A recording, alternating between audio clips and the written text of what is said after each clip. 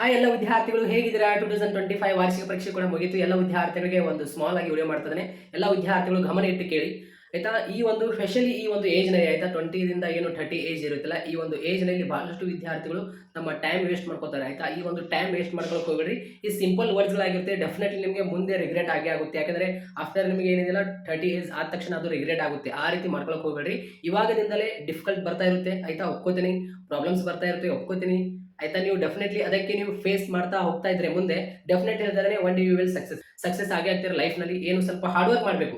ಏನು ಪ್ರಯತ್ನ ಇಲ್ಲದೆ ಏನು ಸಿಗಂಗಿಲ್ಲ, ನಿಮಗೂ ಕೂಡ ಗೊತ್ತಿದೆ.